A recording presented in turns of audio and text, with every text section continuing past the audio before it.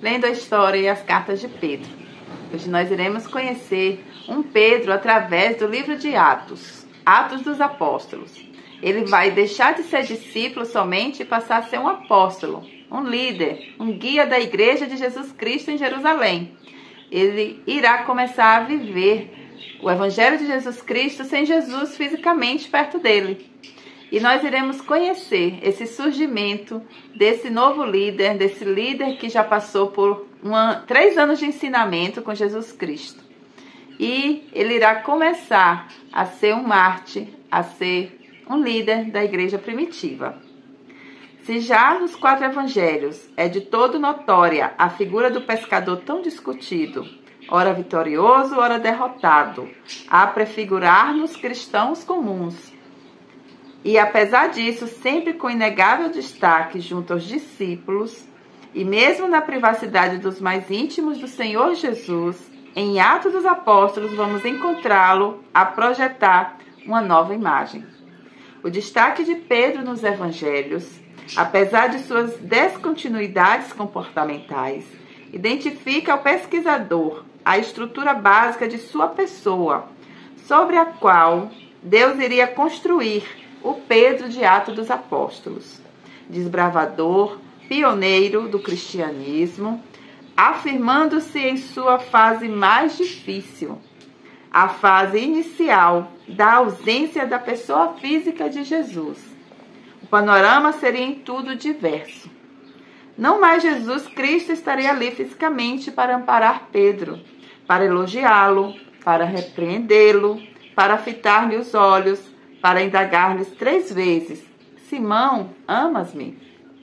Pedro agora haveria de crer no Jesus Cristo, ausente no físico. Era o Senhor invisível a quem Pedro teria que seguir e submeter-se. Era o Salvador invisível à percepção física, quem Pedro agora teria de pregar. Diante da comunidade cristã em Jerusalém, os primeiros registros históricos dos livros de Atos dos Apóstolos nos informam a existência em Jerusalém da primeira comunidade cristã. Aqui poderemos hoje chamar de igreja. O historiador Lucas nos informa somente que, em obediência à orientação de Jesus antes de sua ascensão, seus seguidores mais íntimos tomaram o rumo de Jerusalém. Assim foi registrado por Lucas a orientação: Ficai, porém, na cidade de Jerusalém, até que do alto sejais revestidos de poder. Está em Lucas 29, versículo 49. Nessa orientação, há a promessa do revestimento de poder, que seria a capacitação espiritual ao pequeno grupo para desenvolver a árdua tarefa de difusão do cristianismo. E todo cristão, ao viver a vida cristã, só poderá senti-la em profundo, condicionando-se a ser um cristão fonte de alegria, ânimo, exemplo, testemunho, utilidade e até admiração aos circunstantes, quando capacitado pelo poder aqui mencionado e prometido por Jesus aos seus discípulos. Assim entendemos a vida cristã poderosa, vida frutífera, sob a orientação de Deus, a provocar condições de posicionamento de terceiro perante si, de tal forma que gere na ambiência em que se situa todas as condições positivas de testemunho, de uma vida que realmente compartilha com Deus seus pensamentos, atitudes e atos.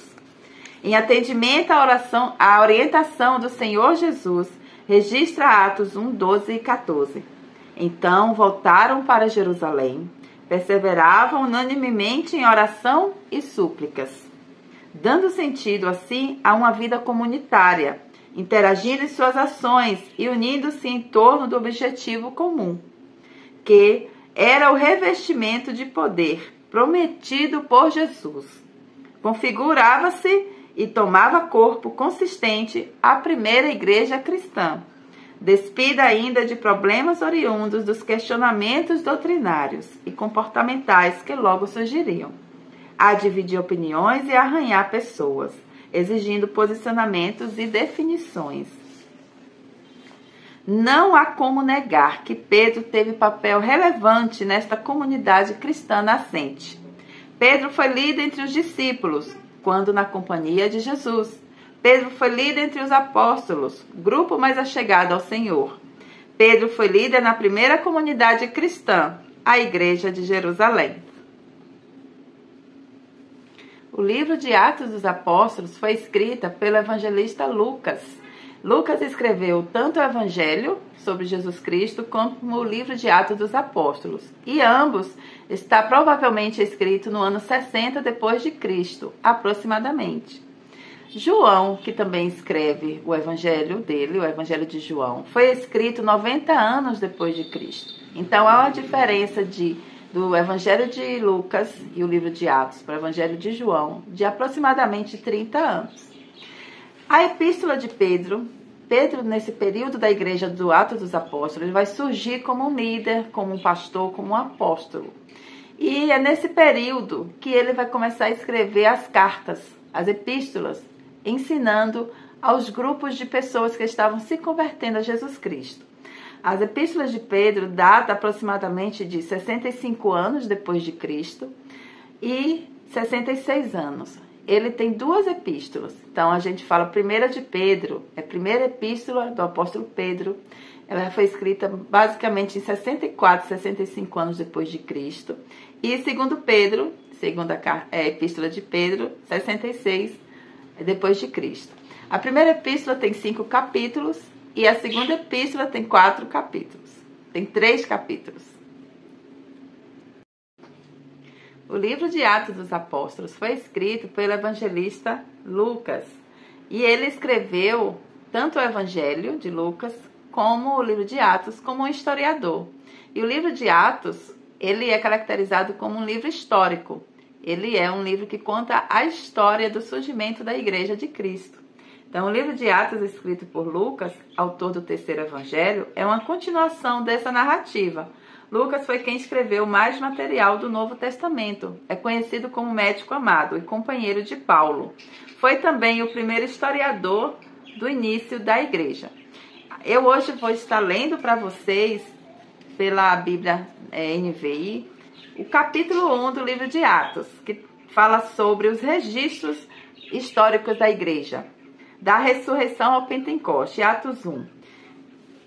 Lucas escreve assim: em meu livro anterior, Teófilo, escrevi a respeito de tudo que Jesus começou a fazer e a ensinar, até o dia em que foi elevado aos céus, depois de ter dado instruções por meio do Espírito Santo aos apóstolos que havia escolhido. Quando chegaram, subiram ao aposento onde estavam hospedados. Achavam-se presentes Pedro, João, Tiago e André, Filipe, Tomé, Bartolomeu e Mateus, Tiago, filho de Alfeu, Simão, o Zelote, e Judas, filho de Tiago. Todos eles se reuniam sempre em oração, com as mulheres, inclusive Maria, a mãe de Jesus, e com os irmãos dele. Então, as mulheres também estavam fazendo parte desse grupo. Existiam os discípulos, existiam mulheres discípulas, e existia um destaque aí para Maria, a mãe de Jesus, e os irmãos de Jesus. Naqueles dias, Pedro levantou-se entre os irmãos, um grupo de cerca de 120 pessoas, e disse: irmãos, era necessário que se cumprisse a escritura que o Espírito Santo predisse por boca de Davi, a respeito de Judas, que serviu de guia aos que prenderam Jesus. Ele foi contado como um dos nossos e teve participação neste ministério. Porque, prosseguiu Pedro, está escrito no livro de Salmos: fique deserto o seu lugar e não haja ninguém que nele habite. E ainda, que outro ocupe o seu lugar. Portanto, é necessário que escolhamos um dos homens que estiveram conosco durante todo o tempo em que o Senhor Jesus viveu entre nós, desde o batismo de João até o dia em que Jesus foi elevado dentre nós às alturas. É preciso que um deles seja conosco testemunha de sua ressurreição. Então indicaram 2 nomes: José, chamado Barsabás, também conhecido como Justo, e Matias.